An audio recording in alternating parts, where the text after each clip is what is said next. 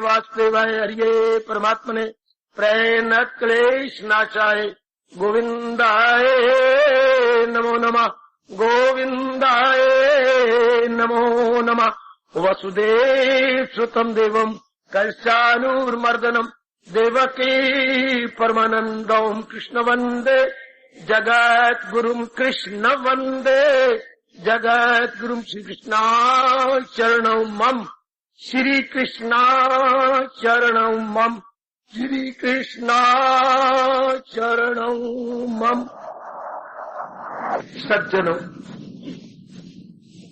बड़े आदर मान सत्कार पूर्वक महाराज जी की दिव्य प्रेरणा का पूरा लाभ उठाते हुए अब हम नित्य प्रातः और सायं में उतारी जा रही अपने इष्ट देव जी की पावन आरती पर विचार विमर्श करके अपनी श्रद्धा, अपने प्रेम और अपने प्रभु के प्रति लगनता को और भी बढ़ाया चाहते हैं।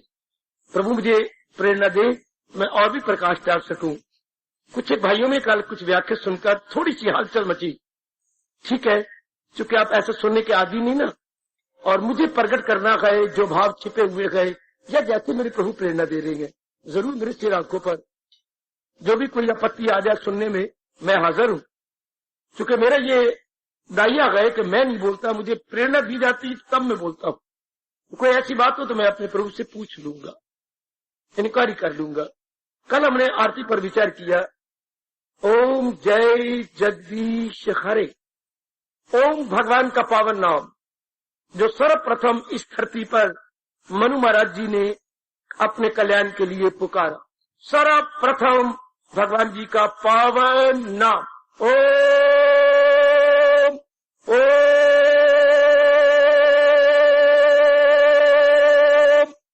की अमर ध्वनि हमारे इस आर्यव्रत भारत में गूंज उठी। जैसे शास्त्र बताते हैं मेरे सज्जनों देवियों, जब मनु प्रकट हुए या प्रकट किए गए तो यही आकाशवाणी हुई थी, इसी नाम का उच्चारण करते हुए तप करो। मनु महाराज जी ने अर्थात सबसे पहले हमारे तपस्वी, ज्ञानवान, विवेकवान, वैराग्यवान पुरुष ने इसी नाम को लेकर, पावन नाम को लेकर तप करना शुरू किया। आगे जय जयकार हो उस भगवान की जिसको सबसे पहले ओम निराकार के नाम से पुकारा गया। शुरू में वेदों में भगवान के पूजा करने वाले निराकार के उपासक थे। भगवान की किसी शक्ल को, रूप को, रंग को नहीं मानते थे शुरू में बेटे। बाद में जब भगवान व्यास जी ने अवतार लिया और जीवों की इस बड़ी भारी कठिनाई को देखा कि जीव की आंखें तो बाहर जाती हैं और सारे अंग भगवान ने बाहर बनाए गए और बाहर रूप है, रूपों पे इनका लगना स्वाभाविक है और स्वभाव बन चुका है, तो उन्होंने भगवान से घोर प्रार्थना की, बड़ी भारी प्रार्थना की। तो ऐसा साकार रूप होना चाहिए ताकि जीवों का मन बाकी रूपों से हटकर एक में लग जाए। ध्यान देना, ऐसा साकार रूप होना चाहिए कि चूंकि रूपों पे हमारा मन मरता है तो एक रूप में इतनी सुंदरता, इतना आकर्षण, इतनी प्रियता, इतना उल्लास क्यों ना हो कि बाकी से हटके एक में लग जाए। तब भगवान जी का अवतार हुआ, तब साकार रूप शुरू, निराकार से साकार। भगवान ने ये अपने निराकार रूप में से साकार लेना प्रकट किया अपने में से। अगर पिताजी में, आपके पिताजी में, आप में ख्वाहिश ना उठती, हाँ, तो आपकी औलाद निराकार रूप में थी, आपके अपने खून में थी, आपके अपने वीर्य में थी। लेकिन आप में ख्याल आया, एक विचार उठा, उसे आप कंट्रोल नहीं कर सके। फिर विचार आया, उसे आपने निग्रह नहीं किया। फिर विचार आया, उसे आपने कार्यान्वित किया। क्या हमारा वंश चलना चाहिए, मेरे पिताजी का, मेरे दादाजी का वंश चलता रहे, ये कमजोर विचार था। फिर आप देखिए, आपने शादी की, आपने अपने निराकार खून को साकार रूप में प्रकट कर दिया। खून की कोई बाहरी रूप में कुछ नहीं होता, पर आगे आपने प्रकट करके ये बेटियां हो गए, ये बेटे हो गए, ये बच्चे हो गए, ये आगे वो पूरा वृक्ष बन गया, जैसे कि नीचे से जड़ चलती है, तना चलता है और तने से आगे शाखाएं, प्रे शाखाएं, फिर पत्ते, फिर बूर, फिर फूल, फिर फल, कोई अंत ही नहीं है। ये कितना बड़ा वृक्ष हमें दिखाई देता है जो केवल जड़ से चला था। मेरी देवियों, मेरे सज्जनों, इस तरह आप अपने विचार को कंट्रोल न करके वंश बना चुके, जिसे बोलते हैं वंशावली। एक शब्द है मराठी भाषा का वंशावली, लाइनेज। पूरी आपने वंश की लड़ी बना डाली। आवली होती है लड़ी और वंश हो गया वंश। जैसे बोलते दीपावली, दीपों की लड़ी। दिवाली कोई शब्द नहीं है, तो हमने बिगाड़ लिया शब्द, हम मूर्खों ने शब्द बिगाड़ा। शब्द है दीपावली, दीपों की कतार, दीपों की लड़ी। इस तरीके जो चल पड़ता है, जब इंसान कंट्रोल नहीं करता, नर नारी, तो क्या बना लेता? वंशावली, अपने वंश की लड़ी। आगे आगे चल पड़ा। ये साकार रूप हो गया आपका अपने ख्याल का। लेकिन सारे तो शादी नहीं करते, कई अपने विचारों को कंट्रोल कर लेती हैं, अपनी शक्ति को कंट्रोल करके वो सारी शक्ति भगवान के तप में, जप में, भजन में लगा देती। जो शक्ति इधर लगनी थी, वो शक्ति भगवान की ओर लग गई। जो आपके रावी का पानी ओ जाना था उधर पाकिस्तान में दूसरी जगह, वो आपने एक जगह कंट्रोल करके कितनी मेगावाट बिजली यानी शक्ति पैदा कर ली।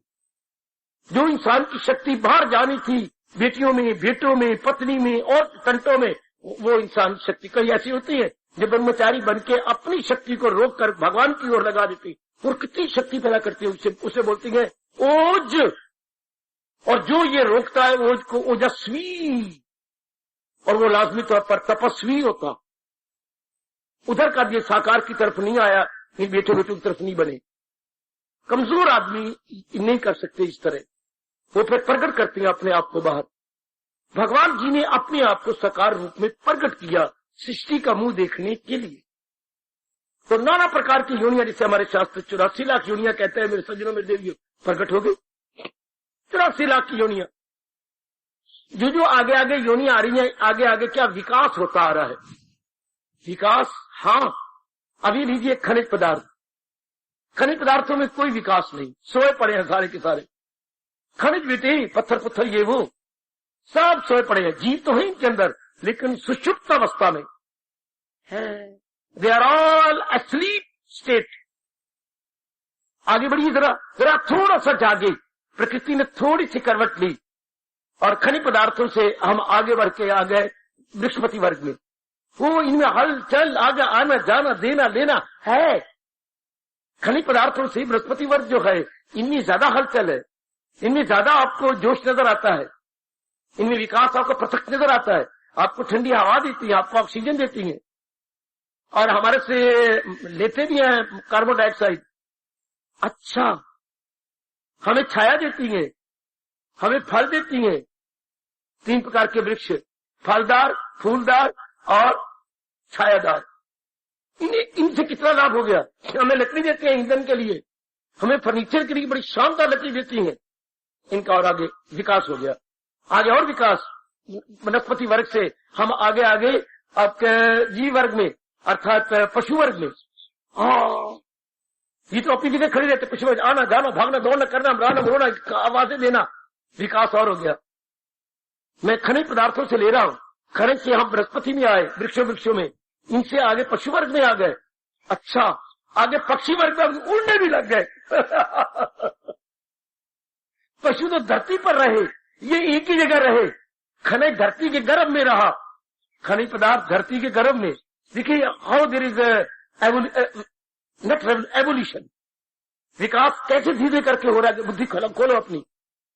पहले प्रकृति धरती के गर्भ में रही। ये नाना प्रकार के धातु धरती गर्भ में होती हैं। नाना प्रकार के आपके धातु कहाँ होते हैं? धरती गर्भ में। कोला धरती गर्भ में, सोना धरती गर्भ में, चांदी, पित्तल, लोहा सारे धरती गर्भ में। अच्छा, ये सारे धरती के अंदर ही तो है। अच्छा, ये सारा का सारा इसके अंदर।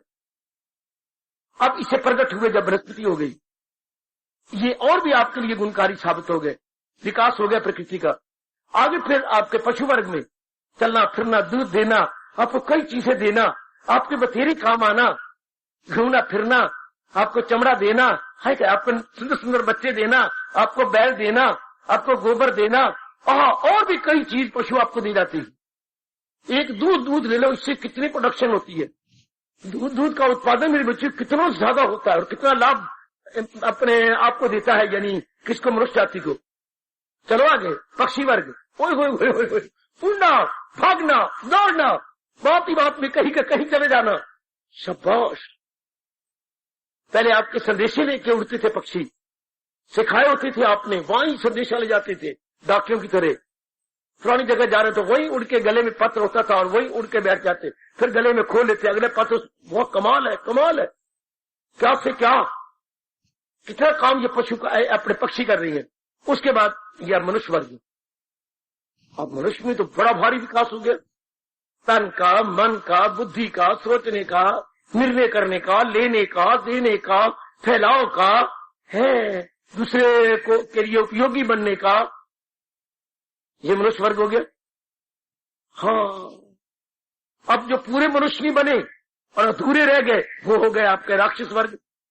पूरे मनुष्य नहीं है, लेकिन बृहस्पति भी नहीं है, मनुष्य भी पूरे नहीं है, बृहस्पति भी नहीं है, पक्षी भी नहीं है, पशु भी नहीं है, तो राक्षस, ये राक्षस वर्ग। शक्ल मिलती जुलती है इनके ऊपर, पशुओं पर, पक्षियों पर, पशुओं पर, लेकिन पूरे इंसान भी नहीं, बुद्धि का विकास नहीं है, चीर फाड़ना, कुछ स्वभाव पशुओं का है, कुछ स्वभाव दरिंदों परिंदों का है। अच्छा, इससे भी ऊंचे उठ गए क्या, मनुष्य से भी ऊंचे, पशुओं से भी ऊंचे, राक्षसों से भी ऊंचे, देव वर्ग। वाह वाह, देखिए कैसे विकास होता जा रहा है, कैसे आगे आगे बढ़ती जा रही है देव वर्ग। फिर देव वर्ग से भी आगे और विकास हो गया, और आगे विकास हो गया। हाँ, क्या हो गया, प्रभु रूप बन गए, मालिक का रूप ले गए और भगवान की जात में समा गए। ये सारे संसार में एक वर्गीकरण है, there is a very good classification.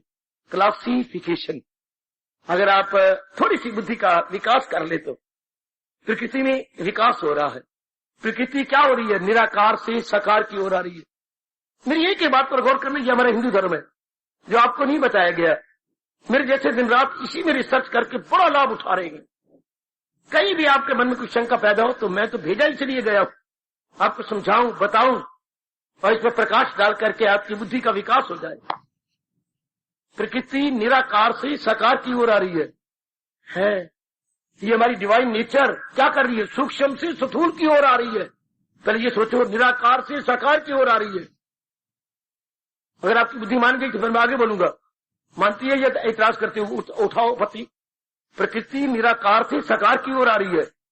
आपकी माता जी आपके पेट से निराकार से साकार से प्रकट करके आपको लाएगी। हाँ, प्रकृति फिर सारे पैमाने पर रह लो, प्रकृति क्या है, निराकार से साकार की ओर आ रही है। अच्छा, यानी विदाउट फॉर्म से विद फॉर्म में आ रही है। अच्छा, फिर मैं आगे बोलूं, सूक्ष्म से स्थूल की ओर आ रही है। छोटा सा बीज होता है, बढ़ता बढ़ता बढ़ता बढ़ता बढ़ता कितना बड़ा आपका विशाल वृक्ष बन जाता है। It becomes a gigantic tree. सूक्ष्म से स्थूल की ओर आ रही है।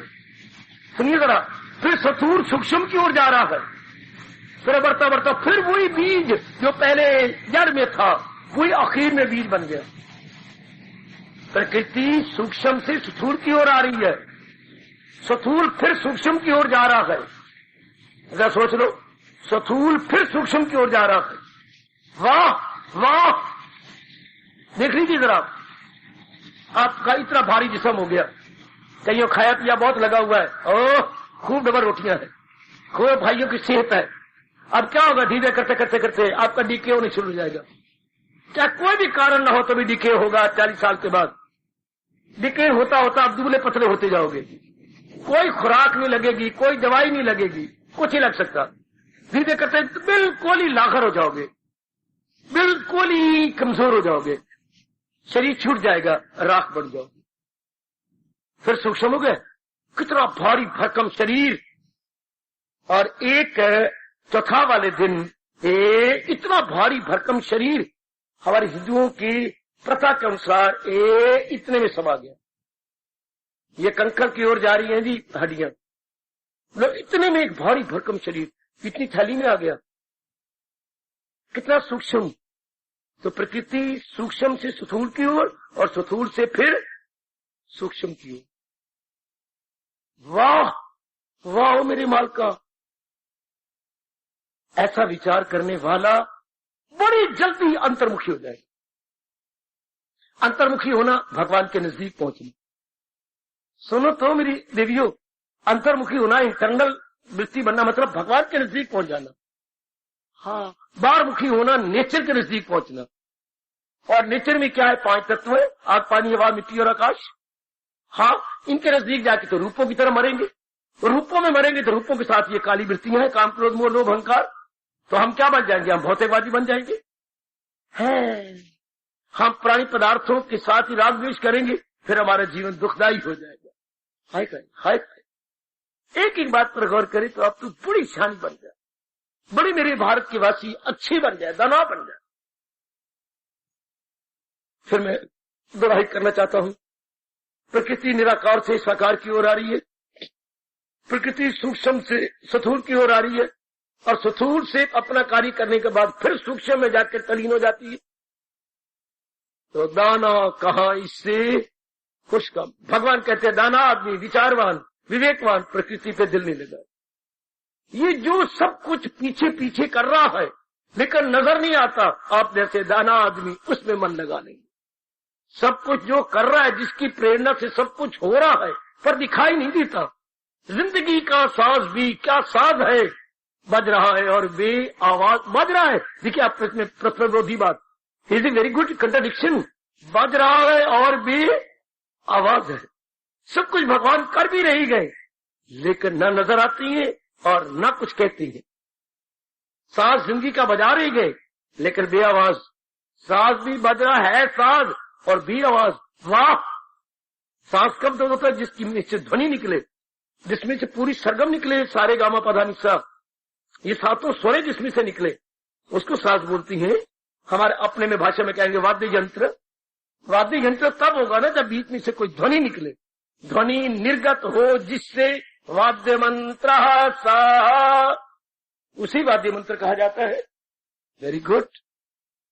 इतनी बात जान लेने के बाद मेरे सज्जनों, मेरी देवियों, हाँ, तो भगवान ने क्या किया? अपने में से भगवान ने क्या किया? अपने में से 84 लाख योनियां प्रकट कर डाली। भगवान के सिवा पहले कुछ भी नहीं था, बिल्कुल भगवान ही भगवान निराकार रूप में, ज्योति रूप में विराजमान थे, अब भी वही है। उन्होंने अपने में से ही प्रकृति प्रकट की। जैसे घर में पहले पिताजी थे, दादा दादी मर गए थे, पिताजी रह गए थे, है तो गली मोहल्ले वालों ने मिलजुल करके पिताजी की शादी की। अच्छा, अकेले थे भगवान, पहले अकेले ही थे। अब जब पिताजी अकेले थे तब जो घर के अंदर इतने नजर देखा, ये पिताजी का ही बड़ा हुआ विचार। पत्नी आ गई, धियां हो गई, बच्चे हो गए, फिर आगे बढ़ने लग गया। भगवान जी ने ही अपनी शक्ति में से अनेक बना डाले। क्या अनेक बना लिया? अगर समझाना अपने आप, जैसे मैंने कहा, क्या बनाया? अपने आप को बनाया आपका खनिज वर्ग, बृहस्पति वर्ग, पशु वर्ग, पक्षी वर्ग, अच्छा, मनुष्य वर्ग, अच्छा, दानव वर्ग, राक्षस वर्ग, अच्छा, देव वर्ग। हाँ, ये इतने वर्ग बना दिए और इनका धीरे करके विकास होने लगा।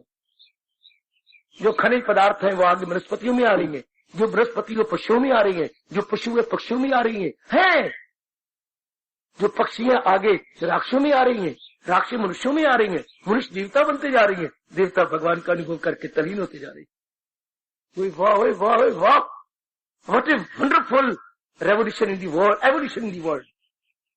विकासवाद कितना सुंदर है। अगर आप विकास की गहराई में जाए तो आप ही का शरीर देखो, पहले माँ के पेट में क्या था? पिताजी का खून, उसका विकास होते होते फिर अंग बन गए, फिर 9 महीने में शरीर पूरा हो गया, फिर बाहर निकला, फिर माँ का दूध और ओपरा दूध पी पी करके कितना बुच्चर बन गया। और अभी देखिए आप क्या बन गए, एक एक अंग का कितना विकास हो गया। और आगे धीरे धीरे करके इसका विकास कोई 30-32 साल तक होता रहता है। सब विकसित दाता, ओ दाता, सिर्फ शरीर का विकास होता है, बुद्धि और मन का नहीं। यहाँ के मुझे बड़ी चोट लगती है। बुद्धि और मन का विकास किसी जन्म में होता। ऐसा क्यों? परमात्मा से पूछना, मुझे तो कोई जवाब नहीं मिला। आपका शरीर भुच्चर हो गया, एक एक अंग भुच्चर हो गया, आपके मत्थक भुच्चर हो गए, आपकी गालें विकसित हो गई, आपकी भुजाएं कहाँ चली गई, आपकी छाती कहाँ चली गई, आपकी जांघें, आपके ये सारे ये कहाँ चले गए। इसी के साथ साथ मन का विकास भी हो जाता है, बुद्धि का विकास, बुद्धि वैसे रहती है। देखो कितनी बड़ी उम्र है और आपके लक्षण बच्चों वाले, कितनी बड़ी उम्र है माँ की और लक्षण क्या है? अरे हट जानी क्या करती पई है, तो शर्म नहीं पई आती, तो मैं ये तेरी शोभा देता ये कहते हैं। कितनी बड़ी तेरी उम्र है, वाह नहीं परे करनी, मतलब उम्र कितनी है, बातें कैसी हो रही है। विकास नहीं मन का, बुद्धि का विकास ही नहीं है। छोटी बात का बुरा मना लेना, माँ की उम्र 65 साल की है और स्वभाव बच्चों वाला बन गया, आपकी उम्र 72 साल की है और स्वभाव क्या बिल्कुल बालकों की तरह। क्यों? विकास ही नहीं मन बुद्धि का है। मन बुद्धि का विकास क्यों नहीं? मेरे पास कोई जवाब। अगर मन बुद्धि का विकास नहीं, आग लगे शरीर कोई किस काम का शरीर है, ये शरीर से जो कुछ भी होगा, सच्चाई कह रहा हो, नहीं मानते तो खड़े हो जाओ बेशक सारे के सारे। अगर मन बुद्धि का विकास शरीर के साथ विकास नहीं होगा तो ये अपने लिए, परिवार के लिए, समाज के लिए अत्यंत अत्यंत हानिकारक हो जाएगा। कौन? क्या? काया। ये शरीर अत्यंत हानिकारक, very very harmful to himself, to society and to domestic affairs as well. ये तो बेड़ा गर्क करेगा इस शरीर अपना। अगर बुद्धि का विकास होगा तो बुद्धि बताती जाएगी मन को, अरे क्या सोचना है क्या नहीं सोचना। अच्छा, और मन का विकास हो गया तो तब कहेगा, है ये तो देख रहा है, क्यों तेरी बहन नहीं घर में बैठी तो लोगों को तकना है, ये गंदी चीज, इससे तेरा कैरेक्टर खराब हो जाएगा, ये कोई खाने योग्य चीज है, सिनेमा को जाने योग्य चीज है। ये कौन समझाएगा? मन समझाएगा तन को। हाँ, तो इन दोनों का विकास नहीं होगा, फिर खतरनाक है। अगर ये अंदर वाले गाइड ही न करे, हमें तन को गाइड न करे, तो तन मैंने अभी अभी कहा बड़ा खतरनाक है। इसी अवस्था पर हमारे ऋषि मेरी माताओं को कह गए, पर माताएं तो नहीं मानती, ना मानो, चोटे खा के धक्के खा के मान लोगे। आपको ऋषि इसलिए कहेंगे, जननी जन तो भगत जन। आगे आरती अब शुरू हो गई। जननी जन तो, हे जननी अगर मां बनना है इन तीनों को पैदा कर, वरना क्या जरूरत है शक्ति अपनी गवाती है। अपनी शक्ति नहीं दे, क्योंकि एक बच्चे को पैदा करने में बड़ी भारी शक्ति जाती है। जननी जन तो भगत जन कहे दाता, या बड़ा दानी हो कोई, किस जैसा? हमारे करण जैसा। करण जैसा दानी भारत ने अभी दूसरा नहीं देखा। या तो भगत हो प्रहलाद जैसा, ध्रुव जैसा, जिससे बड़ा लाभ होगा देश को, या करण जैसा दानी हो सर्वस्व का दान करने वाला, या सूरवीर हो जो देश के भला हो, महारथी हमारे अर्जुन जैसा। जननी अपने पेट से निकाले तो इन तीनों में से एक पैदा कर ले। जननी जन तो भगत जन कह दाता कह सूर, नहीं तो जननी ना जने काहे गवाए नूर। क्यों अपने नूर, अपनी खुसूर से अपनी ताकत गवा देती है। ये चौदह मुन्ने पैदा कर दिए, ये कोई बच्चे हैं, ये कोई झियां है, बाहर मुखी जारी लगाई फिरती हैं, धक्के खाते फिरते हैं, ये कोई है गंदे बंदे सिनेमा कर, कत्ल कर, शराब पी और गिरे पड़े और छूटे में कोई नशा डाल के पीते फिरते हैं। ये कोई पुत्र है, गंदे गंदे पुत्र, गंदी गंदी झियां, ना माँ की इज्जत देखती है, ना बाप की इज्जत देखती है, कुछ नहीं। कैरेक्टर कुछ समझती नहीं, कैरेक्टर भी कुछ चीज होती है कि नहीं। ऐसी जन्मे का फायदा क्या हुआ? जैसे आप लोगों ने पैदा कर मरे, ऐसे पैदा करने क्या फायदा? अत्यंत नुकसान। अगर अच्छे से पैदा हो जाए तो कितना था, ये हमारे विषय ने कहा था। अगर पैदा ही करना है तो फिर अच्छे क्यों ना पैदा करे। ये कब होता है? फिर मैं वहीं आ जाऊंगा, जब बुद्धि और मन का विकास हो तब जीव को पता लगता है उचित क्या है, अनुचित। और वो विकास कब होता है? अब मैं अब क्या कहूं, जब जीव ज्ञानवान हो, मेरी बेटियां विदुषी हो, ज्ञानमती हो, तब पता लगता है करना है क्या। और ज्ञानमती है नहीं, बुद्धि का बड़ा विकास होना चाहिए। हो तो मनुष्य का चोला, बुद्धि का विकास ना है कुछ है। मनुष्य का जामा और बुद्धि का विकास ही कोई नहीं। प्रभु की इच्छा मैं तो कुछ कह नहीं सकता। और संसार में सारा विकास हो रहा है, आगे बढ़ते जा रहे हैं जी, बढ़ते जा रहे। अब आपकी बुद्धि का विकास है, काफी धंधे छुप जाएंगे, काफी बातें घाते, खाना पीना गंदा मंदा सब छुप जाए, क्योंकि बुद्धि आपकी छाननी बन गई। छाननी आप छना छना के विचार देगी, विचार छना छना के कर्म कराएंगे, और कर्म आपके अंतर को निर्मल करके भगवान की जात में तलीन कर देगी। आपकी छानने वाली बुद्धि आपको छानने की तरह मिल गई, जो आपको बताएगी कि क्या करना है, क्या छोड़ देना। तो यह है विकासवाद का नियम मेरी दीदी, कि मनुष्य क्या बन जाएगा, देवता, और देव भगवान की जात में समा जाए, देव पुरुष। वैसे मोटे तौर पर विकासवाद को कहती है animal man, ban man, Superman. कि मनुष्य रूप में पशु नजर आएंगे आपको करोड़ों, मनुष्य रूप में भद्र पुरुष नजर आएंगे, मनुष्य रूप में देवता नजर आएंगे जो भगवान की जात में समा जाए। ये सारे मनुष्य रूप है, लेकिन मनुष्य रूप में आज मनुष्य नजर नहीं आएगा आपको। मनुष्य रूप में मनुष्य का मिलना भी असंभव हो गया, मनुष्य रूप में मनुष्य का मिलना। वरना मनुष्य रूप में सारे क्या है, राक्षस नजर आएंगे, मनुष्य रूप में पशु नजर आएंगे, डंगर नजर आएंगे animal man. They are no doubt apparently तो मैन है, पर इंटरनली एनिमल है। बिल्कुल उनके स्वभाव, उनके विचार, उनका व्यवहार जस्ट लाइक एनिमल्स। वो मैन की कैटेगरी में नहीं आती मेरी देवियों, मेरे सजनों। वाह, अब जब मैन कैटेगरी में आएंगे तब सुपरमैन, देव पुरुष। हम कहेंगे पशु मनुष्य, भद्र पुरुष, देव पुरुष। पर देव पुरुष पुरुष रूप में देवता आया भगवान की जात में।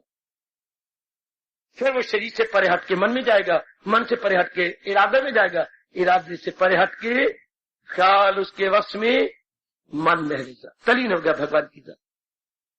बस मैंने नजदीक लाया आपको आरती के। ओम जय हो मेरे परम पिता। सबसे पहले आपको ओम के नाम से उच्चारण किया गया। हाँ, जय तेरी जय जयकार हो। बड़े उल्लास के साथ, बड़ी खुशी के साथ आरती उतारी जाती है। मैंने कल कहा था आपको, रोनी सूरत बना के आरती नहीं उतारनी चाहिए, दुख के भरे शब्दों में आरती नहीं उतारनी चाहिए। दुखी होकर रोते हुए आप रो भी रहे और बिल्कुल भी नहीं पाप होता है, पुण्य की जगह पाप होगा। पहले अपने मन को समझा लो। गलत आरती का समय हो गया और घर में मातम छाया हुआ था, आरती का समय हो गया, आरती का समय गलत बात है। मुसलमानों में ये बड़ी भारी, कई कमजोरी में ये बड़ी भारी कमजोरी है। नमाज का समय हो गया, नमाज समय तो पहले अपने आप ठीक तो कर लो। वो उसी तरह ही न हाथ धोएंगे, न पवित्र होंगे, न कुछ, मैं नमाज खाऊंगा, नमाज समझूंगा, कोई शिष्टाचार या अदब की बातें नहीं होती। मुझे तो कई बातें इनकी समझ नहीं है। इससे अगर आप लोग इस तरह रहे और यूं निराशा में जाकर के आरती तरह गलत हो, तो जय जय जयकार, glory glory glory to my blessed lord Krishna, glory glory to my blessed lord Krishna.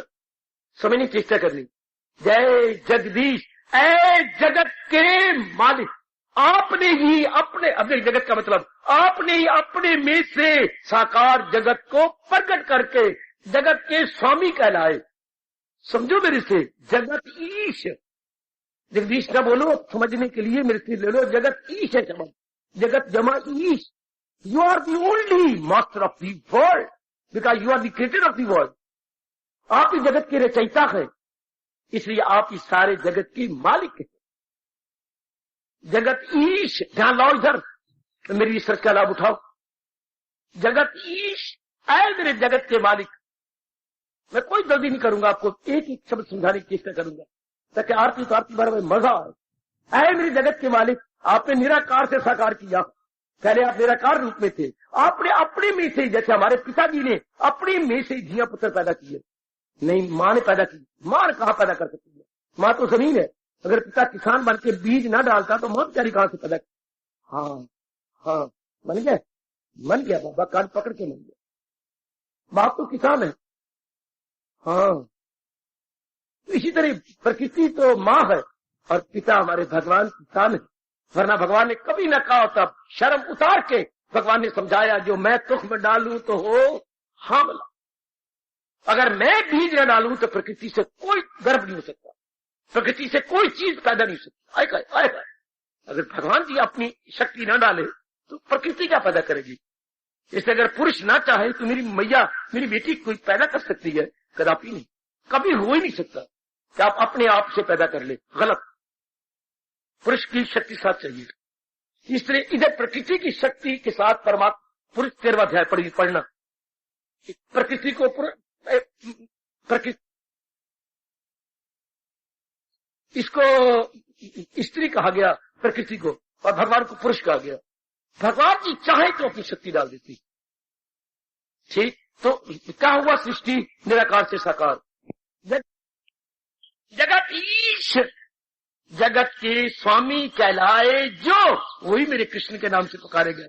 वो लोग नहीं नहीं नहीं वही मेरा राम, हाँ बिल्कुल ठीक है, वही राम के नाम से पुकारे गए। कोई कहेगा ना ना ना वही वाहिगुरु, हाँ हाँ। कोई कहेगा ना ना ना ना ना वही अल्लाह मियाँ के नाम से पुकारे गए, ला इलाहा इल्लल्लाह मुहम्मद रसूलुल्लाह, हाँ हाँ वो ठीक है ठीक है।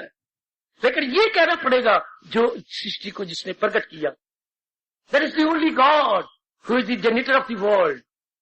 गॉड मैंने कहा था बने इसलिए जीओडी, जी मतलब जनरेटर, ओ मैंने ऑपरेटर, आगे डी डिस्ट्रॉयर, उसको हम कहेंगे that is God, that is the only authority God. समझ लो मेरी पढ़ी लिखी बेटियों मेरे भाइयों, गॉड कौन? सृष्टि का रचयिता है जो इससे चोटी की बहुत अच्छी उपयुक्त एप्रोप्रिएट वेरी वेरी बेनिफिशियल परिभाषा नहीं, जिसने साकार निराकार से साकार किया है। हम कहते पिताजी कौन? जिन्होंने अनेक धिया पुत्र पैदा किए हैं, वो हमारे पिताजी। हाँ, ये मेरी बहन है, ये मेरा भाई है। कैसे? पिताजी के नाते से। हम आपस में बहन भाई हैं। क्यों? पिताजी के नाते से। पिताजी को कॉमन फैक्टर रखना, अगर हमने अलजबरा किया तो ए was the common factor, A common factor होता है, उसके साथ अब बाकी सारे सवाल निकालते हैं, पर ए हर एक में जाएगा। पिताजी का संबंध हर लड़की के साथ, हर लड़के के साथ जाएगा, because father is the common factor, so we are all brothers and sisters. इतनी बड़े पैमाने पर ही भगवान तो एक ही है ना, इसलिए we are all brothers and sisters. हम सब उसी एक पैमाने पर एक हो जाते, चुके भगवान is the common factor in all. तो भगवान कौन? जगदीश्वर। ओम जय जगदीश। ऐ जगत के रचयिता, ऐ जगत के स्वामी, जगत ईश। हरे हरे मैंने भगवान, हरि मैंने भगवान, और समुद्र में हरि से बन जाता है हरे, जैसे माता से बन जाता है माते। हाँ, समुद्र में पुकारना हो तो शब्द तो हरि है, हरि मैंने भगवान। लेकिन एक बात बताऊं, हरि का मतलब साकार भगवान, ओम का मतलब निराकार भगवान। इसलिए ओम साकार के पुजारी जब ओम का मंत्र जपतेंगे तो देख लो उनको खुंदक आती है, वो जरा ओम नहीं जपते, ओम ही ओम ओम ही ओम ना, वो हरि ओम हरि ओम हरि ओम, हरि साथ लगाएंगे। अपने साकार को याद करके ओम को याद करती है। वाह! जैसे मानो हम भगवान कृष्ण के पुजारी हैं। हाँ, भगवान कहते सारे वेदों में ओम मैं हूं, ऋत यजुर साम वेद मैं हूं, 10वां अध्याय। तो हम अगर पुकारेंगे ओम मैं हूं तो हरि साथ लगाएंगे, हरि ओम। वो मेरे निराकार भगवान जो साकार रूप प्रकट हुए हमारे कल्याण के लिए। हाँ, भलों को बुरों से बचाता हूं मैं, बुरों को जहां से मिटाता हूं मैं, जड़े धर्म की पर जमाता हूं मैं। देखिए साकार रूप जड़े क्या अया हो के युग युग में आता हूं। ये निराकार से साकार, निराकार से साकार। ये आपके श्लोक कितने मार के कहा है? अया हो के युग संभवामी युगे युगे संभवामी, मैं युग युग में प्रकट होता हूं जीवों के कल्याण के लिए। अगर ये बात है आहा तो तेनु साकार ना आखत की आखा, ओ युग युग प्रकट होने वाले साकार ना आखत की आखा है, युग युग में प्रकट होने वाले तुझे साकार ना आखत की आखा। संभवामी युगे युगे, संभवामी है ना। आहा, अब चूंकि उन्होंने सबसे पहले उपदेश दिया हमें, सबसे पहले अगर उपदेश दिया तो भगवान ने दिया। है दुनिया के उपदेश देने वाले तुझे उस्ताद ना आखा था किया, तो वो तो उस्ताद हो गए सबसे पहले, जगत गुरु के नाम से पुकारे गए। तो जगदीश्वर जगतीश, ओम जय जगदीश हरे। ओम के नाम से पुकारे जाने वाले जय जयकार हो तेरी। आपने ही, आप ही इस सारे जगत के मालिक है। हरे, हे मेरे हरि, हे मेरे इष्टदेव, हे मेरे भगवान। अब हरि कह के आप जो राम के पुजारी हैं वो राम को याद कर लेंगे, जो कृष्ण के पुजारी हैं वो कृष्ण को याद कर लेंगे, क्योंकि हरि जो आ गया। साकार के पुजारी अपने साकार इष्टदेव को सामने ले आएंगे। हरि शब्द होते भगवान, हे मेरे भगवान राम, आगे आपको कहना पड़ेगा इस स्टेज के अनुसार, हे मेरे भगवान कृष्ण। क्योंकि हरि तो एक कॉमन वर्ड है जिसकी शाब्दिक अर्थ में बता रहा था। हरि, हर कौन? हरि से बन जाता है हर। बोलना और भगवान को बुलाना तो हरे संबोधन में। इसकी शाब्दिक अर्थ क्या बताए? जो मेरी सारी खोटी वृत्तियों को हर लेंगे। हर लेना बच्ची, ये शाब्दिक अर्थ आपको बताएगा जो मेरे भाइयों को चित्राज किया। बेटी ये मुझे बताना होगा। हरि हर, जो जिनका नाम लेने से, जिनके हाथ में उतारने से क्या होगा? मेरे अंदर, हमारे अंदर कमजोरियां वो हर लेंगे, क्योंकि वो सर्व समर्थ है, वो उन्हें निकाल देंगे। हरि हमारी कमजोरियों को, हमारी वीकनेस को वो निकाल देंगे। शाबाश शाबाश शाबाश, वो ले जाएंगे। वैसे हरि का अर्थ बिल्कुल ठीक कह रहे थे, भगवान से है, बिल्कुल कोई शक्ति नहीं। हरि का मतलब भगवान, लेकिन भगवान का शाब्दिक अर्थ क्या है? जो मेरी कमजोरियों को ले जाएंगे, जो मेरी त्रुटियों को निकाल देंगे। समझ में बते? ओ जय जगदीश, ऐ जगत के स्वामी। हरे, हे मेरे हरि, हे मेरे कृष्ण। हरि का यहां अर्थ अपने इष्ट देव का नाम लेना। हे मेरे कृष्ण, हे मेरे राम। मैं दो ही अवतार मानता हूं मेरे सज्जनों। भले हमारे 24 कह गए, लेकिन वो आंशिक अवतार थे। Partly incarnation of almighty. Partly बची, संपूर्ण अवतार नहीं, आंशिक अवतार। बाकी भगवान राम और भगवान कृष्ण, जैसे मेरे शास्त्रों ने, गुरुदेव जी ने मुझे समझाया, बताया, ये दोनों ही अवतार संपूर्ण अवतार माने जाते हैं। बाकी आपकी मर्जी। ये तो जैसे आपकी इच्छा पर, मैं तो दो अवतार मानता हूं, भगवान कृष्ण नंबर 1 पर, भगवान राम नंबर 2 पर। तो ये इनमें से आप एक कह सकते हैं, हरे, हे मेरे राम, हे मेरे प्रभु कृष्ण, आप ही जगत के मालिक हैं और आपको ही सबसे पहले ओम के पावन नाम से पुकारा गया। यह है पहली लाइन के पूरे अर्थ जो हमें यहां से मिल पा रहे हैं, जिनका हमें यहां से संकेत हो रहा। मैंने पहली लाइन कंप्लीट कर दी। इस पर कुछ पूछना हो तो आप पूछ के फिर मैं आगे बढ़ू। ओम जय जगदीश हरे। कोई सवाल उठा हो प्रकट कीजिए, शायद मैं एक निराली ढंग से इस पर प्रकाश डालूं। मेरे प्रभु शायद मुझे और ढंग से प्रेरणा दे और मैं उसको क्लियर कर डालूं। ओम जय जय जयकार हो तेरी मेरे प्रभु। आपने हमारे कल्याण के लिए क्या सृष्टि बनाई है और निराकार से साकार बने हो, स्थूल से सूक्ष्म बने हो। ये जरूर अर्थ लगाना। जगदीश मतलब आप जगत के मालिक है, अर्थात आगे ब्रैकेट में ले लो, आप जगत के ईश्वर मालिक है, अर्थात आप निराकार से साकार बनेंगे, इजिकल टू सूक्ष्म से स्थूल बने। अब आपको समझ आएगी जगतीश जो जगत के मालिक है, master of the world, he is the master of the world. Hare, हे मेरे प्रभु कृष्ण, हरि का अर्थ लगाना, हे मेरे इष्ट देव कृष्ण, हे मेरे इष्ट देव भगवान राम। हरि का अर्थ फिर साथ अपने इष्ट देव का नाम लेना, जो कि आप आरती हमेशा उतारी जाती है इष्ट देव की, आरती उतारी जाती है इष्ट देव की। ये अच्छा नहीं होता इष्ट देव कोई और आरती उतार रहे किसी और भावना से, फिर ये अच्छा नहीं होता। भगवान उसे अच्छा नहीं मानते। भगवान केवल इष्ट देव की आरती उतारने की आज्ञा देती हैं, ना फिर दूसरे की नहीं। इसलिए जब भी आरती उतारे अपने इष्ट देव को सामने रखें। हाँ, इष्ट देव को सामने।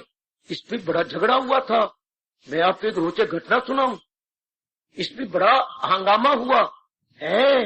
बाबा किस पे नजर न लगाना इस घटना पर।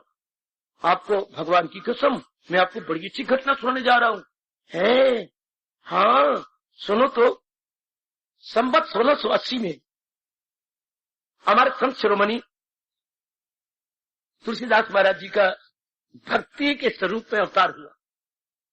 गोसाई जी को अवतार नहीं मानते हम, मानो भक्ति उनके रूप में साकार रूप बन के प्रकट होगी, भक्ति के ही साकार रूप। इसलिए मैं कह रहा हूं भक्ति के अवतार संत शिरोमणि जी। तो ये अयोध्या की तरफ प्रकट हुए थे, गोसाई घर से उत्पन्न हुए और बड़े चोटी के भगवान के प्यारे बन गए।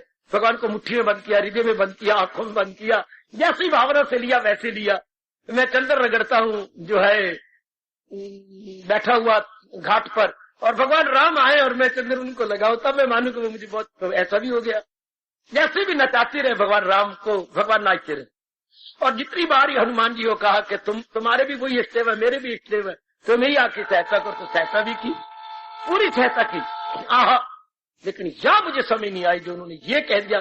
कई बातें हैं जो मैं बकवास कर रहा हूं कि ये जो उन्होंने हनुमान से प्रार्थना की, वो सीधी डायरेक्ट राम से क्यों नहीं प्रार्थना की, हनुमान से कहा। जो ये गीत चलते हनुमान चालीसा, ये मेरी अकल से बात।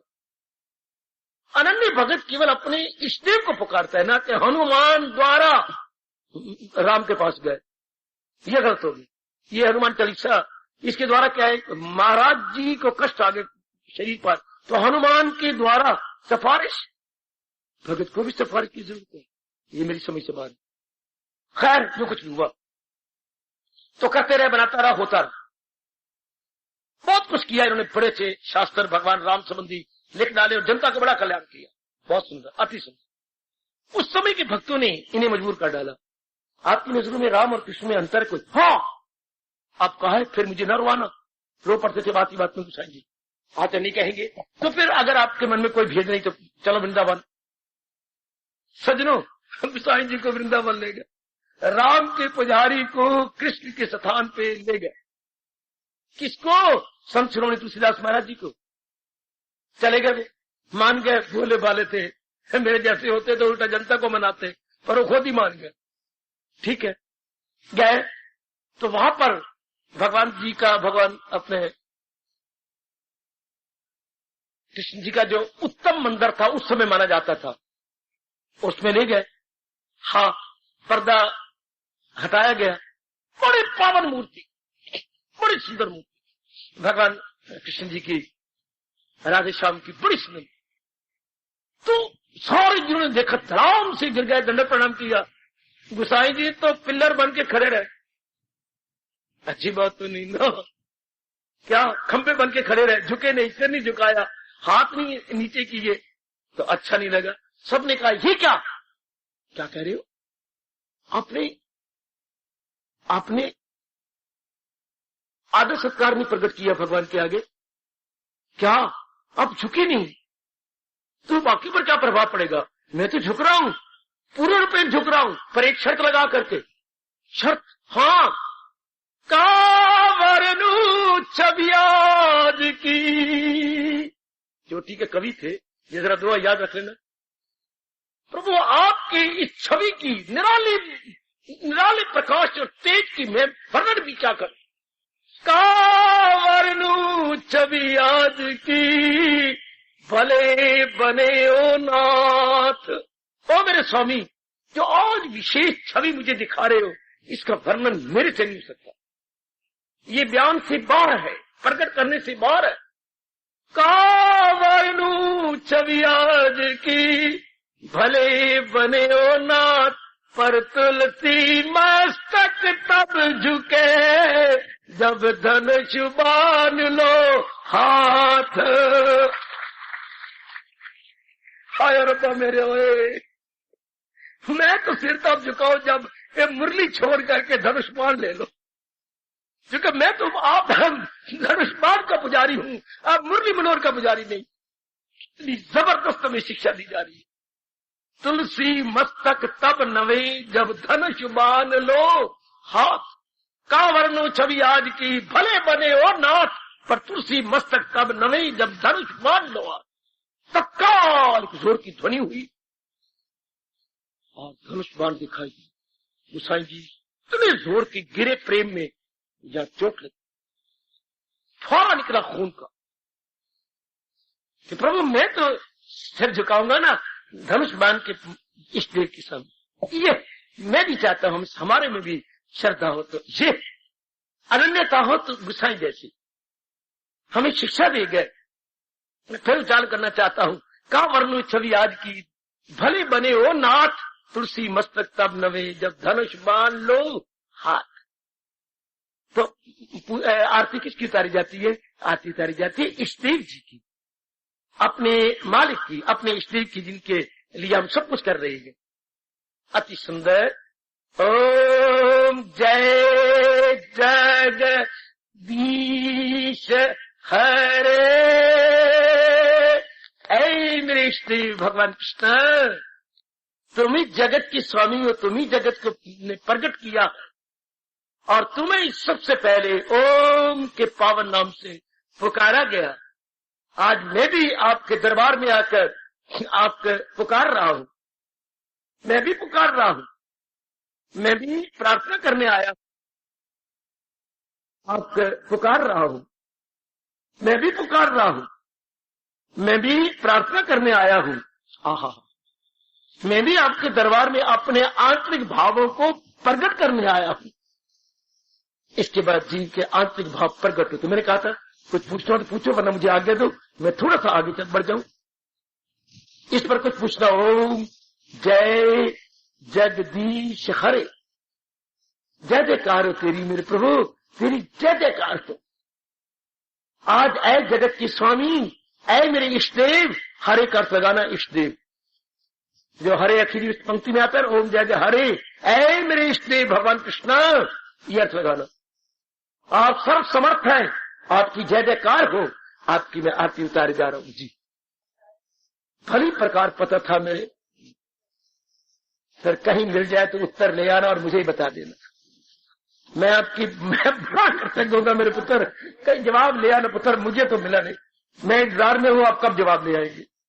ये मेरा बेटा कहीं ना कहीं इसको मुझे मेरे को मिला नहीं पुत्र, अगर तुझे कहीं मिल जाए तो जरूर बता दे। एक मैं आपको कहा करता हूँ, एक श्यामा आती है, उसको भी कहा करता हूँ, श्यामा कहीं रास्ते में मिल जाए ना सुदामा, तो हमारी जय श्री कृष्ण कह देना।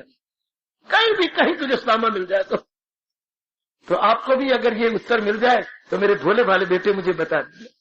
बड़ी प्रकार जानते थे वो, अच्छी तरह जानते, क्योंकि उन्होंने बड़ा भारी वर्णन किया है निराकार साकार का, साकार निराकार अपनी रामायण में। और कोई प्रश्न हो तो मुझे बता दो, क्योंकि मुझे तसल्ली हो जाएगी कि मैं आपको सेटिस्फाई करके आगे बढ़ाऊं। इसी पहली पंक्ति पर ओम जय, बड़ी खुशी से आरती उतारी जा रही है, जय जयकार करते हुए बड़ी प्रसन्न मुद्रा में, बेटी प्रसन्न मुद्रा में, उल्लास के साथ, बड़े हर्षोल्लास, हमारे शब्द है हर्षो उल्लास के साथ आरती उतारती है, बड़ी प्रसन्नता के साथ। अच्छा, अपने इष्टदेव जी की आरती उतारती है, इष्टदेव की, याद रखना, या हरे शब्द आगे इष्टदेव।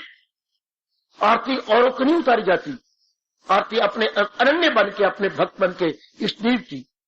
भगवान राम का चित्र हो और भगवान कृष्ण का पुजारी ने थोड़ा संकोच कर लो, आरती उतारने की फिर आपको आज्ञा नहीं है। आप दिन रात तो भगवान जी का नाम जपते रहते हैं, भगवान कृष्ण का, और भगवान राम जी की है, फिर आपको आज्ञा नहीं है। हाँ, अगर भगवान कृष्ण जी की पावन विग्रह है, पावन मूर्ति है, अब आप आरती उतारने का हक रखते, अधिकार है आपका, फिर थोड़ा सा संकोच में पड़ जाना चाहिए। या फिर एक जगह पड़ा था, उनका भावना बदलो अपनी, अगर इतनी मन में है तो फौरन भावना बदल लो, भगवान कृष्ण को भगवान राम के रूप में देख के आरती उतारो। जिन्होंने कहा है शस्त्रधारियों में राम मैं हूं, फिर चेंज योर फीलिंग, फिर आइए आरती उतारिए। अगर आप इतने शाने हैं और इतनी आपकी बुद्धि का विकास हो चुका है तो इतनी बुद्धि खुल गई है बच्चे। ये बात हमारा हिंदू धर्म नहीं मानता जी, अगर आप में कमजोरी हो तो निकाल दो, वरना पूरा मन एकाग्र नहीं होगा। गंगा गए गंगानाथ, जमुना गए जमुनाथ, गलत। जैसे जिस स्थान में गए वैसे रंगे गए, ये गलत है। ये हमारे कृष्ण नहीं मानते है, जो करती है खालिस इबादत मेरी, और खालिस इबादत का अर्थ क्या लगा है, यक दे लो जी में न रखे दुई। वो सारे रूप रब के हैं, लेकिन इष्टदेव का रूप तो अपना होता है ना। इसको शिष्टाचार माने जाती है, मैनर माने जाती है, हमारे हिंदू मैनर्स, हमारे शिष्टाचार, इसको उर्दू वाले अदब कहती हैं, अदब। ये अदब की बातें हैं। या तो भावना बदल लो या फिर आरती उतारा करो इष्टदेव जी की। अगर आपके इष्टदेव भगवान जी है तब आरती उतारो। हरे का मतलब यह है मेरे इष्टदेव, आहा तेरी जय जयकार हो, तुम जगत के स्वामी हो, तुम्हें सबसे पहले ओम के पावन नाम से पुकारा गया। चलो आगे, अति सुंदर। देखो मैं बारंबार बोल रहा हूं, घर में जाकर न कहना ये बात रह गई, घर में जाकर न कहना है अब है तो प्रकट कर लो, मैं प्रकट समझा प्रकाश चालू, नहीं तो चलो आगे। सर भाई श्रीमान जी, धर्मपाल जी कहिए, आप अपनी ओर से लीजिए, लेकिन शास्त्र ऐसा नहीं कहता। जी धर्मयश जी, शास्त्र नहीं ऐसा कहता। हरि का मतलब सर्वव्यापक, ये अर्थ आप लगा रहे हैं। मैं बंधा हुआ हूं शास्त्रों के शब्दों में, अर्थों में, भावों में, मुझे बंधा हुआ समझिए, मैं उसी सीमा में रहूंगा। क्षमा चाहता हूं। फरमाइए। हरि, मैं समझा नहीं। हरि का पावन रूप इष्टदेव जी हो गए, इसकी बात और क्या समझना चाहते हैं? आगे लीजिए। लो, मैं भगवान जी की हाजिरी में आगे ले रहा हूं, आगे भाव को प्रकट करता हूं। आगे, भक्त जनों के संकट क्षण में दूर करे। आगे भाव यह है मेरी देवी, आपको पता ही है, भक्त जनों के संकट। हाँ बाबा, भक्त साफ शब्द है, जरा एक शब्द को निहारिए, भक्त। लेकिन भक्त अलग नहीं है। आरती हमेशा कलेक्टिवली होती है, अनेकों में होती है, अनेक करती है। एक तो वैसे अपने करे तो उसकी मर्जी, लेकिन आरती होती है अनेकों के साथ, इसलिए शब्द लगा जन। भगत जनों, बहुवचन हो गए बच्चे। भगत जनों के संकट, अब देख रहे बच्चे, शब्द में क्लियर है, क्षण में दूर करे। अब मुझे दो मौका में प्रकाश डालें। भक्त जनों, अब हम बहुवचन ही लेंगे, अभी भक्त शब्द लेते हैं। ये बड़ा प्यारा शब्द। आरती किन के लिए है? साकार के पुजारियों के लिए। आरती निराकार के पुजारियों के लिए नहीं होती। जिस शब्द ने क्लियर कर दिया, आरती जो भगवान को साकार रूप नहीं मानता, भगवान को ज्योति रूप मानता है, उसे आरती उतारने का हक नहीं। वो आरती ना उतारे, वरना ना तो वो साकार में पूरा जमेगा और ना निराकार में जमेगा। उसके सामने दोनों चित्र आया करेंगे, क्योंकि आरती भगत जनों के लिए है। और वो क्या है? जो निराकार को मानता है उसे आप भगत नहीं कहेंगे। क्या कहोगे? बोलो ना। जो निराकार के लिए नहीं होती। जिस शब्द ने क्लियर कर दिया, आरती जो भगवान को साकार रूप नहीं मानता, भगवान को ज्योति रूप मानता है, उसे आरती उतारने का हक नहीं।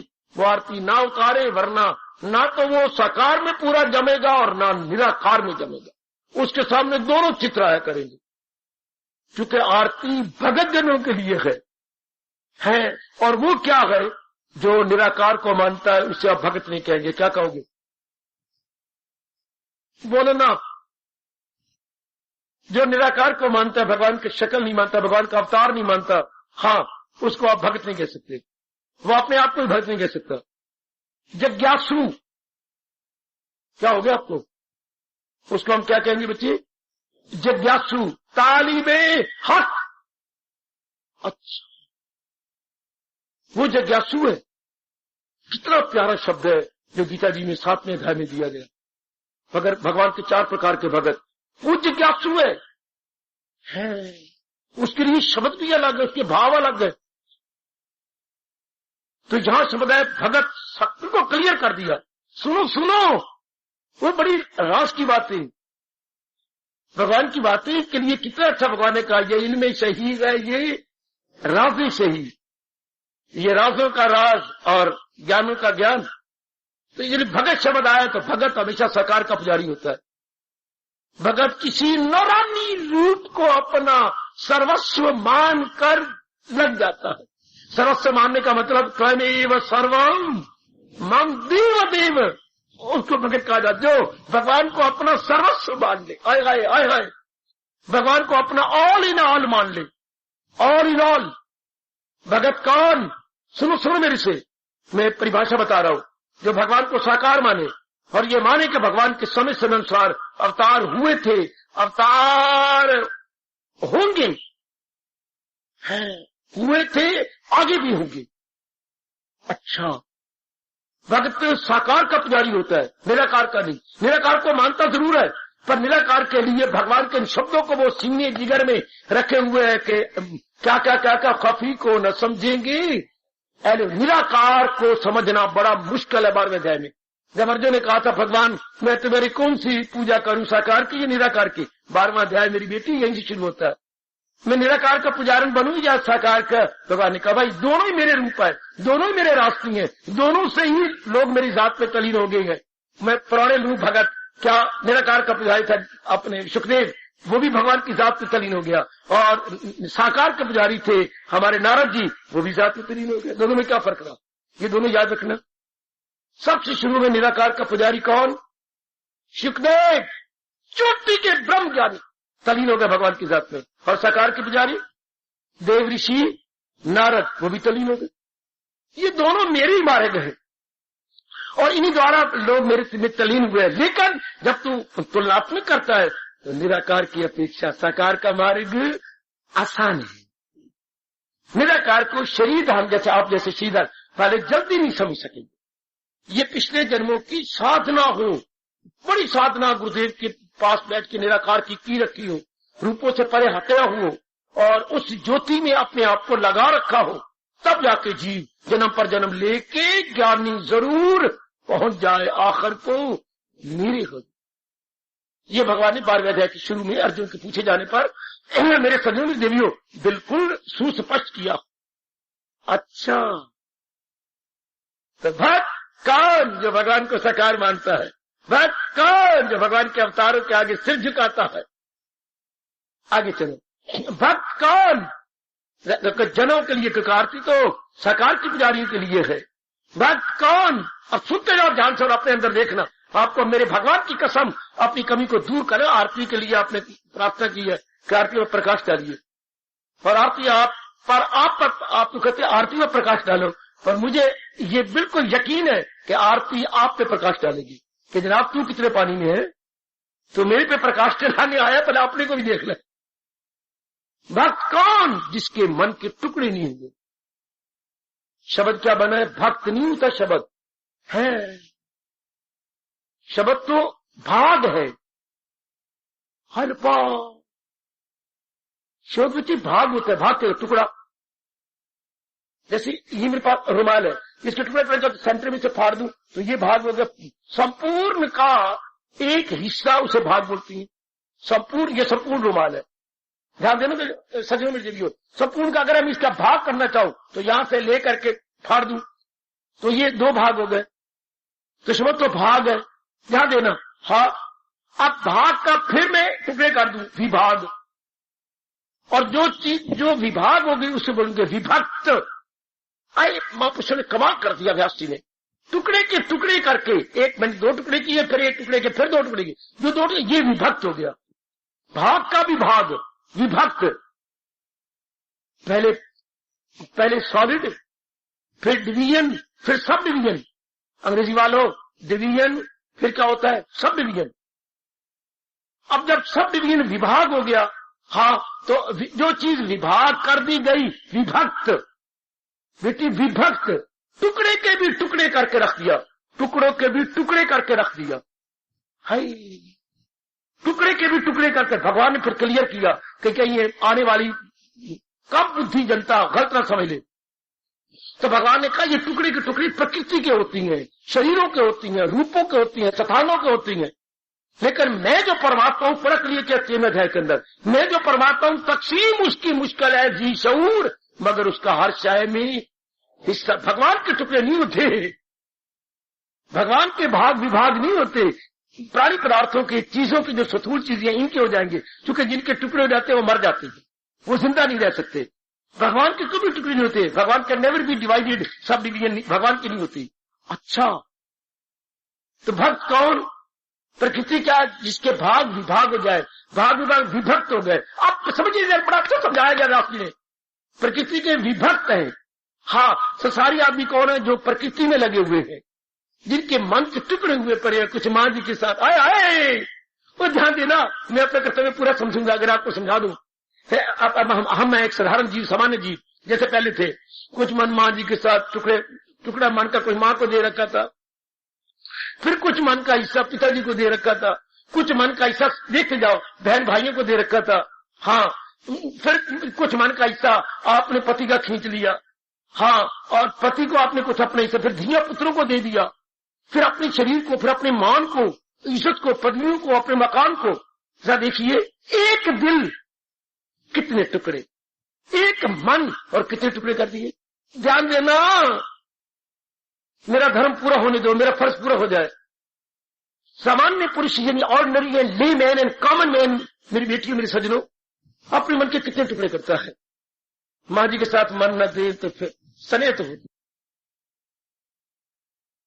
देना पड़ता है भाइयों, फिर अपनी पत्नी को बहुत कुछ देना पड़ता है, पति देव को भी बहुत कुछ देना पड़ता है ना, मित्रों को भी देना पड़ता है, फिर आगे मित्रों की हैं वो घरवालियां, उनको भी कुछ ना कुछ देना पड़ता है। एक मन के कितने टुकड़े। फिर तेरे घर वाले की दोस्त आती है तो ना दी तो फिर मेरे कदर नहीं की, फिर मेरे ये नहीं किया, घर वाले को उल्टा इतराज होता है, तूने आदर मान नहीं किया, तो कुछ न कुछ मान उसको भी देना पड़ता है। एक इंसान सामान्य मैन, ले मैन कॉमन मैन वाला से वो कितने टुकड़े करता है। लेकिन भगत कौन? विभक्त नहीं है, जिसका मन सिवाय भगवान के, जिसकी मन के अनेक टुकड़े नहीं। कमाल कर दिया व्यास जी ने, बड़ी कृपा महर्षि जी, बड़ी कृपा। जिसका मन भागों में बटा हुआ नहीं, विभक्त नहीं, whose mind is not divided and subdivided is respectfully called भक्त। हाँ, जिसकी मन के टुकड़े नहीं हुए। देखिएगा आप, जिसका मन इकट्ठा करके एक ही भगवान में लगा दिया गया, वो है भगत। आजकल तो खैर ठगत ही ठगत हो रहा है ना, पखंड हो रहा है। वरना हमें समझाया जा रहा है आरती के अंदर, मैं आपकी आरती उतारने आया हूं, पर मैं कौन हूं? मैं भक्त हूं। भक्त का मतलब समझ लो, मेरे मन के कहीं भी टुकड़े नहीं हुए, मैंने अपने मन को चारों ओर से खींच लिया है और पूरा पेन आप में लगा दिया। ऐ सज्जनों और मेरी कल्याण का देवियों, भगत कहलाने का हक उसको है जिसके मन के किसी के साथ टुकड़े नहीं हुए है। मैं बताता हूं, अगर आप कहती मेरे मन के कोई टुकड़े मैंने भगवान के साथ लगा रखा है, तो भगवान बताते हैं। अगर मैं कहूं, आप कहें, मैया कहे, मेरी बेटी कहे कि मेरे मन के टुकड़े नहीं है, मेरा मन कंप्लीट भगवान के साथ लगा हुआ है, तो भगवान बताते हैं। अगर सचमुच आपका मन किसी के साथ नहीं, आप व्यवहार कर रहे हैं लेकिन मन किसी को नहीं दिया हुआ, मन आप अपने इष्टदेव जी को दे चुके हैं, तो आप कहते मैं भगत कहला सकता हूं कि नहीं? तो भगवान कहते मैं देखता हूं। हाँ, अगर आपने पूरा मन भगवान को दे रखा है तो किसी का संकल्प विकल्प नहीं है, न हो उसको फिक्र। भगवान ये कसौटी दे रही है, ये आपको लक्षण बता रही है। जिसके मन के टुकड़े नहीं, उसका किसी का ख्याल नहीं आएगा। अगर ख्याल आता है तो ना भगवान के साथ 420 खेलो। भगवान के साथ हम नहीं कर सकते क्या? अंदर बार से दो बातें नहीं खेली जा सकती। हम पखंड भगवान के साथ नहीं कर सकते। जिसका मन भगवान में है वो तो हमेशा भगवान का चिंतन करेगा। जिसका मन अगर पूरा भगवान का नहीं तो उसका ख्याल आएगा। आए नहीं अभी तक, ये बात हो ही नहीं, काका आया नहीं, मन गया हुआ। वरना मैंने फर्ज पूरा कर दिया, आ ही जाएंगे, कोई चिंता नहीं। हर वक्त चिंतन भगवान का होगा। भगत जिसके मन भी भगत नहीं, जिसके मन के टुकड़े इधर उधर किसी के साथ नहीं हुए वो भगत। तो अब क्या कहा जा रहा है? हे प्रभु, जो भक्तों में बाकी संस्कार रह गए हैं, हाँ भगत जन, वो तो आपके भगत है ही। उन्होंने पूर्ण पेड़ अपना मन चारों ओर से हटाकर आप में लगा दिया। आप में सेंट्रलाइज हो गई है। भगत जन वो होते बच्चे, भगत जन वो आपके भगत जन है। भगत जनों के पर अभी उनके संस्कार है ना, उन्हें अपने संस्कारों को काफी तो मिटा दिया है, पर कुछ तो परंपरा रह गई है। हाँ, उन्हीं के कारण से तो उनके हलचल मचती है, उन्हीं के कारण से तो उनके परिवार में या उनमें कुछ विक्षेपता आती है। आप हम आए हैं आपके पास, जितना हमसे बन पड़ा आपकी दया से हमने दूर किया। अब जो बाकी रह गई है और वो जो संस्कार है संकट का रूप ले लेती हैं, दुख का रूप ले लेती है, बेचैनी का रूप ले लेती हैं, बड़ी विकट समस्याएं खड़ी कर देती हैं। तो वो सारे ऐसे भगत जान जिनके बाकी कोई संस्कार रह गए हैं, तो उनकी मेरे प्रभु आइए मेरी मदद कीजिए। हम सब जनों की मदद के, अगर हम मन वचन कर्म से आपके भगत है, आपको अपना पूर्ण पे निष्ठे बना लिया है, तो हम आपके हो गए। और जो कमी बाकी रहेगी भगत जनों के संकट में हमारे अपने संस्कार नहीं जाने देते, चूंकि पूर्ण पे इन सतोगुण नहीं जागा। तो प्रभु आप तो सर्व समर्थ है, दूर करें। अगर हम सच्चे और पक्के हैं, आय हाय दो शब्द कहता हूं, कहा जा रहा है, हे प्रभु अगर हम अपनी भक्ति में सच्चे और पक्के हैं, हमारे संकटों को दूर कर दो। क्यों? हम आपके हैं ना प्रभु, हम आपकी हैं। हाँ, और हमें आवाजें आती हैं। देखिए मेरे प्रभु, भगवान पूछेंगे क्या आवाज आती है? उनको हमारी लाज होगी जिनके हम कहला चुके। ये आवाजें आती है मेरी देवी। उनको हमारी लाज होगी जिनके गम के ला चुके गए। उनको हमारी लाज होगी जिनके गम के ला चुके गए। उनको हमारी लाज होगी जिनके हम कहला चुके। तो प्रभु अपनी लाज रखो।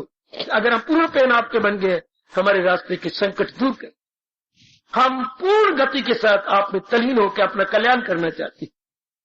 हम भक्त है प्रभु, चारों ओर से मन हटाकर केवल आप में लगा रखा है।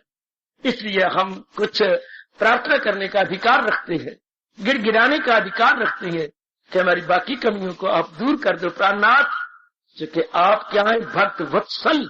या महापुरुष ने कहा भक्त भक्तों के साथ पूरा प्रेम प्यार करते हैं, जो भगवान को बोलते हैं भक्त वत्सल। भक्तों को पूरा प्रेम अपना समझने वाले और अपना समझ के नहीं ये कहने वाले तो वे मेरे भक्त है, ऐसे नहीं। भगवान को समझ के नहीं ये कहने वाले तो वे मेरे भक्त है, ऐसे नहीं। भगवान को अपनी भुजा उठा के उंगली उठा के यूं कहती है सामे प्रिया, वही है मेरा भक्त प्यारा मुझे। भगवान को उंगली उठा के कहती है वो मेरा बहुत प्यारा है। उसने चारों ओर से अपने मन को हटाकर केवल मेरे में लगा दिया है। अब उसके मार्ग का रोड़ा मुझे नहीं रहने देना, उसके मार्ग का कोई संकट मुझे नहीं ठहरने देना, फिर सब दूर कर दूंगा। हाँ, न गमगी हो मसरूर, ये भगवान का वचन है गीता के आखिर में। तो सब तंटे छोड़ और ले मेरी राह, तो मांगा के दामन में मेरे पना, तेरे पाप सब दूर, न गमगी हो मसरूर कर। भगवान का करारा करारा वचन। ओ मेरी कल्याणकामी देवियों, मेरे सज्जनों, मेरे धार्मिक भाइयों, मेरी बेटियों, बहुत करारा वचन, लेकिन भक्त के लिए, ठगत के लिए नहीं, प्रखंडी के लिए नहीं, जिसने पूर्ण पेन अपना मन चारों ओर से हटाकर एक अपने इष्ट देव साकार भगवान में लगा दिया। मन बटा हुआ ना हो, बड़ा इशारा किया है व्यास जी ने। वो भगत जिसका मन भी भगत नहीं है, टुकड़े नहीं हुए, संपूर्ण है एक ही जगह इष्ट देव के साथ, वो भक्त। जैसे प्रभु प्रेरणा देते रहेंगे, आरती की गहराइयों में उतरने की पूरी चेष्टा करके लाभ उठाते रहे। हार्दिक धन्यवाद, हार्दिक आशीर्वाद।